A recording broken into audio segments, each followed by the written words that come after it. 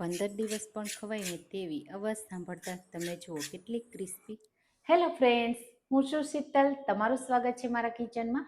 આજે આપણે બનાવીશું ગરમીમાં પણ ખાવાની મજા આવે, પેટને ઠંડક આપે અને તમે ટ્રાવેલમાં પણ લઈ જઈ શકો અને 15 થી 20 દિવસ સુધી પણ સ્ટોર કરી શકો તેવી જુવારના લોટની એને ખાવી હતી તો પણ અને ઘઉંના ભાખરીનો લોટ એને ખાવી હતી તો પણ એકદમ સિમ્પલ રીતે બનાવીશું. સૌથી પહેલા મસાલો કરવા માટે લસણ, આદુ અને લીલા મરચાં એડ કરીશું. તો થોડા વધારે એડ કરવાના, એનાથી તીખાશ આવશે ને તો ખાવામાં બહુ સરસ એવી લાગશે.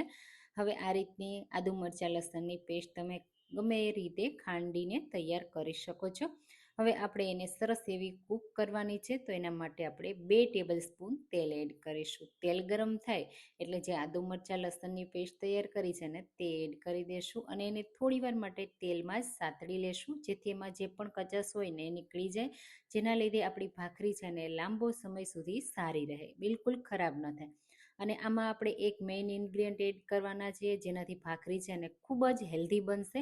એ છે પાલક. તો પાલકને મેં ઝીણી આ રીતે ચોપ કરીને લીધી છે, 1 કપ જેટલી છે. પહેલાં પાણીથી સરસ ધોઈ કોરી કરી અને પછી કટ કરી છે. અને થોડું ઝીણું કટ કરવાનું, એટલે સરસ રીતે કૂક પણ થઈ જાય અને ભાખરી છે ને વણતી વખતે એના રેસા પણ આડા ના આવે. જ્યારે આપણે એને કટ કરીએ ને ત્યારે થોડી જ વારમાં પાલક છે ને એ સરસ એવી કૂક થઈ આ રીતે સોફ્ટ થઈ જશે અને એમાંથી જે તેલ આપણે એડ કર્યું છે ને એ પણ છૂટું પડી જશે. બસ ત્યાં સુધી જ આપણે પાલકને કૂક કરવાની છે, ઓવર કૂક નથી કરવાની. તો તમે જુઓ આ રીતે બધું ભેગું કરીએ ને તો સરસ એવું ભેગું થઈ જાય છે ને. બસ હવે આપણે નીચે ઉતારી લેશું અને કોઈ પણ વાસણમાં જેમાં આપણે લોટ બાંધવો છે તેમાં કાઢી લેશું. અને આ પેસ્ટ સાથે જ આપણે આ ભાખરી તૈયાર કરીશું. એની પહેલાં આપણે થોડા મસાલા પણ એડ કરીશું, એટલે મસાલા ભાખરી ખાવામાં બહુ મસ્ત લાગશે. તો હળદર પાવડર 1/4 ટીસ્પૂન, અડધી ટીસ્પૂન લાલ મરચું પાવડર, અડધી ટીસ્પૂન ધાણા જીરું પાવડર અને સાથે જો તમને ગરમ મસાલો પસંદ હોય તો થોડો એડ કરવાનો. હું ગરમીના લીધે નથી એડ કરતી. થોડી હિંગ અને સ્વાદ પ્રમાણે મીઠું એડ કરું છું. 1 ટેબલ સ્પૂન સફેદ તલ અને થોડા ફ્રેશ લીલા ધાણા. અને સાથે હવે આપણે એડ કરીશું જુવારનો લોટ. તો હું અહીંયા 1.5 વાટકી જુવારનો લોટ એડ કરું છું.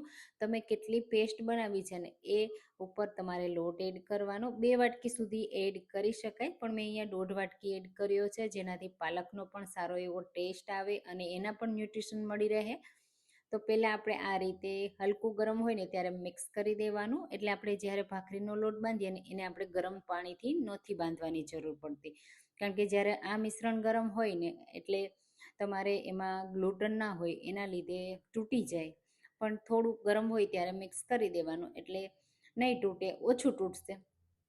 આ રીતે સરસ રીતે હાથથી મસળતા જઈ સરસ એવું મિક્સ કરી દેવાનું. પછી જેવો આપણે ભાખરીનો કઠણ લોટ બાંધીએ ને એવો જ બાંધવાનો છે, પણ આ લોટ થોડો નરમ થશે એટલે એ રીતે અને તૂટતો પણ જશે, તો ધ્યાન રાખીને બાંધવાનું. તો તમે જુઓ આ રીતે બધું સરસ રીતે મેં મિક્સ કરી લીધું. હવે આપણે થોડું થોડું પાણી એડ કરતા જશું અને જેટલો બને ને એટલો કઠણ લોટ બાંધી તૈયાર કરીશું. તો તમે આવી જુવારમાંથી ક્યારેય મસાલા ભાખરી બનાવી છે કે નહીં, મને કમેન્ટમાં ચોક્કસથી કહેજો.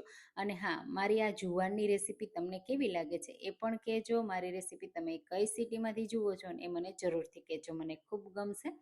તો આ રીતે તમે જુઓ 1 કપ મેં પાણી ભર્યું છે, એમાંથી થોડું થોડું પાણી એડ કરતા જશું, લોટને મસળતા જશું અને ફરીથી પાણી એડ કરી અને લોટને બાંધીશું.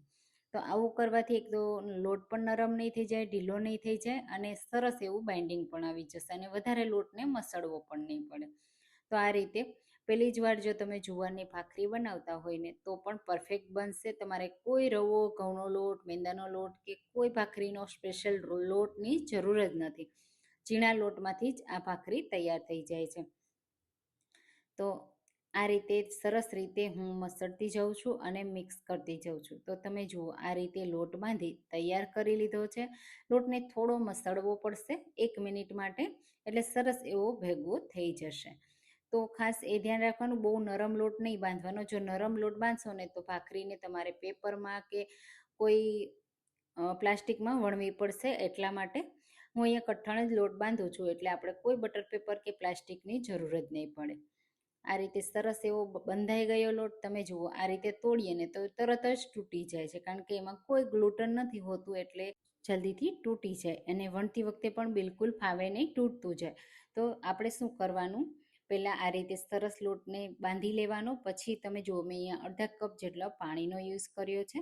પછી જો તમને ટાઈમ હોય ને તો તમારે હાથથી થોડો મસળી લેવાનો, નહીંતર તમે તરત જ એમાંથી ભાખરી બનાવી શકો છો. હું તરત જ બનાવું છું. આ રીતે પાટલા ઉપર લઈ લેવાનું અને થોડો જુવારનો જ લોટને આપણે સ્પ્રિંકલ કરીશું. અહીંયા લોટને આપણે આ રીતે એડ કર્યા પછી હલકા હાથથી વણવાની, બહુ વધારે વજન નહીં દેવાનું, નહીંતર વધારે તૂટશે. અને આપણે મોટી સાઈઝની કે નાની સાઈઝની જેવડી તમારે વણવી હોય ને એ રીતે વણી લેવાની. બહુ પતલી નહીં કરવાની અને બહુ જાડી પણ નહીં રાખવાની. જો બહુ જાડી હશે ને તો ક્રિસ્પી થતાં બહુ વાર લાગશે અને બહુ કડક થઈ જશે. અને પતલી હશે ને તો પરફેક્ટ બનશે. ઉપરથી હું થોડા તલ વધારે સ્પ્રિંકલ કરું છું અને આ રીતે વણી લેશું. હવે એક સરખો શેપ આપવા માટે આ રીતે કોઈ પણ ઢક્કણ લઈ લેવાનું અને એને આ રીતે પ્રેસ કરી દેવાનું.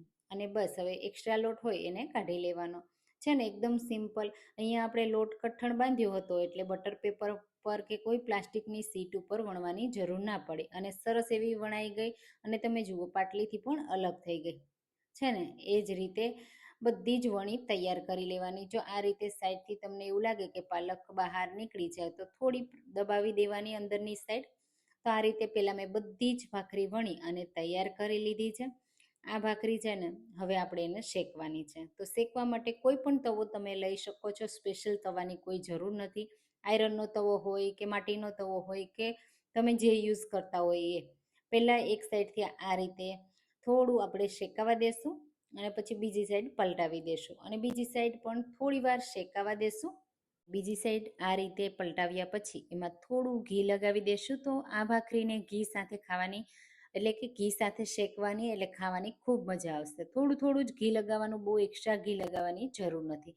પછી આ રીતે ભાખરી દબાવવાનું તમારી પાસે હોય ને તો બસ આ રીતે દબાવતું જવાનું, શેકતું જવાનું, એટલે ભાખરી ફૂલશે પણ નહીં અને સરસ રીતે ક્રિસ્પી બનશે. જો આ રીતનું ન હોય તો તમે કપડું લેવાનું અને એનાથી પ્રેસ કરતું જવાનું. બંને સાઈડથી ઘી લગાવી આ રીતે શેકી લેવાની. તમે જુઓ આ રીતની હલકી હલકી ડિઝાઇન આવી જાય ને ત્યાં સુધી અને એકદમ ક્રિસ્પી બનશે. તો આ રીતે મેં બધી જ શેકી અને તૈયાર કરી લીધી છે. હવે તમે જુઓ કેટલી પરફેક્ટ અને ક્રિસ્પી બની છે. હું તમને અવાજ સંભળાવી દઉં, કેટલો પરફેક્ટ અવાજ આવે છે. 15 થી 20 દિવસ સુધી ખાઈ શકો. તોડીને પણ બતાવી દઉં કે કેટલી ક્રિસ્પી બની છે.